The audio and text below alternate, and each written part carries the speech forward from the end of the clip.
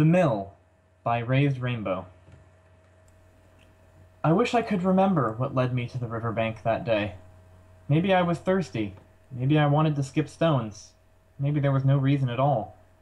Personally, I'd like to think that it was the hooves of destiny that pushed me to the water's edge, but again, I'm not sure. Whatever the case might have been, I went to the riverbank. In the end, that's all that really mattered. I was standing beside the rushing river, watching the water collide with rocks and create thundering rapids. There's such a beauty to the rapids, powerful enough to suck you under, yet still retaining that unfathomable elegance that water just seems to have. It's no surprise to me that ponies still get lured into that old river, only to be swept away by its current. It's so mighty and, at the same time, so compelling. I still feel the desire to go for a swim when I head down that path. It's a stupid urge, but an urge nonetheless. It was while I was watching the water careen that I noticed the reflection. Something wooden jutting out of the tree line, its lower half caressing the water and its upper half tickling the tree limbs. I turned my head, convinced that I was just seeing things, and saw this large wheel. The water rushed against it, ramming into its body with a seemingly more intense force, and the wheel slowly spun, an incessant, irritable squeaking coming with each rotation. I moved closer to the wheel and noticed that it was attached to this large stone building, a mill. It was clear that the mill had been unoccupied for many years. The stone it had been constructed from was weathered and moss-covered. There was only one slanted window on the front, glassless, and the doorway lacked a door or hinges. I wasn't an expert in architecture, but even my young filly mind could tell that this building was ancient. Of course, being a silly filly that I was, I also decided that the building had once belonged to a brave knight in shining armor. I had imagined that the interior of the building was filled with the skulls and pelts of manticores, goblins, or whatever else said knight could have slain. This theory was quickly disproven. The only forms of life, past or present, were cobwebs in the corners and mouse holes in the walls. Still, despite its obvious age, I felt compelled. The structure was still beautiful, and it was still in good enough shape that, with a few patched holes and an addition of doors and windows, it could be occupiable. I had fixed up some things in my past, most notably the old treehouse on my family's farm, and I had always considered myself to be pretty good at it, so I decided to give it a shot. There was no harm in trying. That's how it started. Just a decision made on a whim, with no real expectations or foreseen consequences. If only it had stayed that way. The mill proved to be in need of a lot more fixing up than anticipated. The whole thing was as structurally sound as a piece of lint. Several times I was in the middle of patching up a hole when half of the roof decided right then and there that it wanted to kill me. How it didn't succeed is a miracle, but I weathered the storm. While it was difficult and dangerous work, a voice in my head told me that it would all be worthwhile in the end. The hardest part was keeping it a secret. I knew that if my sister or brother found out, I would have to stop. It ain't safe. They would say. A filly just shouldn't be doing such things. And I knew I wouldn't hear the end of it, so I made sure to stop by the creek that ran near the apple orchard every evening. I would scrub away the dirt, paint, and blood, and I would groom and mat my fur in such a way that it hid any cuts or bruises. After I was sure that I was relatively spotless, I would head in for dinner. My family's suspicions were never piqued, and for that I was thankful. Hiding my solo adventures from my friends was another difficult task. We had made a pact that we would attempt to earn, and eventually earn, our cutie marks together. If they caught wind that I was going out on my own, crusading without them, they'd have thrown a hell of a fit. Unlike my siblings, my friends grew suspicious. They'd catch me walking out of the forest late in the evening, battered and bruised. They would ask where I had been, and I would say that I was just going for a walk. They would ask why I was covered in scratches, and I'd answer that I'd fallen into a thorn bush after tripping over a rock. While I wasn't the best liar in the world, it was convincing enough. They'd shrug and go on their way, and I'd breathe a sigh of relief and keep working. Getting the materials I needed was both the hardest to accomplish and the most difficult for my soul. Being on a farm, I was surrounded by the materials I needed to fix up anything and everything. Crowbars, hammers, screwdrivers, wood, carts. You name it, I had it at my hooves, just waiting to be picked up. However, they weren't my tools. They were my family's tools. It wouldn't be stealing, but borrowing them without permission was still a big no-no. I would have asked, but I knew that my request wouldn't be without questions. They'd ask what I needed them for, then they'd ask me where I went, and then I wouldn't be allowed to go out anymore.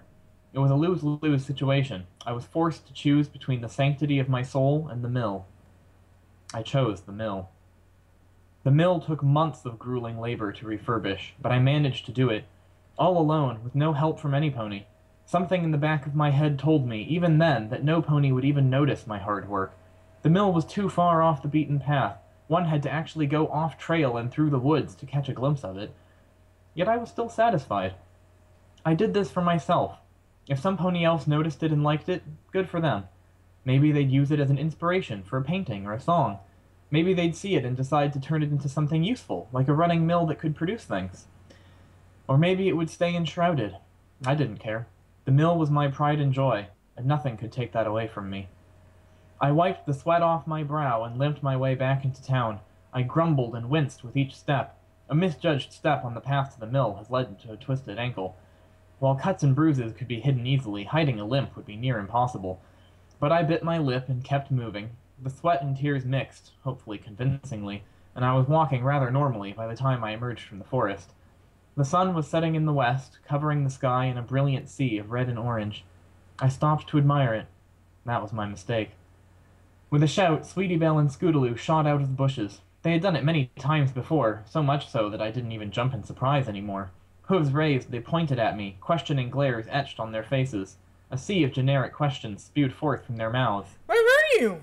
What were you doing? Why are you limping? What the hay is that on your flank? The last one took me by surprise. My eyes grew wide, wider than Scootaloo's at the time, and I turned my head. I cried out when I saw it, my voice cracking more than Sweetie Belle's when she had made the observation. Yellow hairs were no longer the sole occupant of my flank. A hammer and paintbrush now resided there as well. My cutie mark. A tidal wave of emotions cascaded through my brain. Excitement, fear, sorrow, regret, joy. I had finally done it. I had finally earned my cutie mark. Yet the most prominent emotions were the negative ones, the ashamed ones, the frightened ones. I couldn't look Sweetie Belle or Scootaloo in the eye. To do so would bring me face to face with the ponies I had wronged. We had a pact, and I had just broken it. Earning our cutie marks together was supposed to be our tether, something that kept us connected even as we grew older and farther apart. The intention of mutually acquiring our cutie marks was what brought us together, and it was what was going to keep us together. And I had ruined it. Without so much as acknowledging their ragged breaths or mutterings of what, I lowered my head and trudged toward Sweet Apple Acres. I knew that when I got there I would be found out for a heathen, found out for a liar, and found out for an unapple. The shame weighed down on my heart, and I started to limp again. The apple family has a history. If you're an apple, a true apple, you'll have an apple cutie mark. Even if you're meant to be an accomplished actor, an apple will appear somewhere on your flank. That is the mark of a true apple, and my flank was without it. At first I had hoped, that it was all a matter of perception. I hoped that the lighting was just too dim for me to see the apple, or that the apple was located in a spot that I couldn't see, no matter how far I craned my neck. But that was just wishful thinking. As I bent down over the creek to wash the grime and tears off my face, I caught the reflection of my flank. It was a hammer, a paintbrush, nothing else. Not even an apple seed.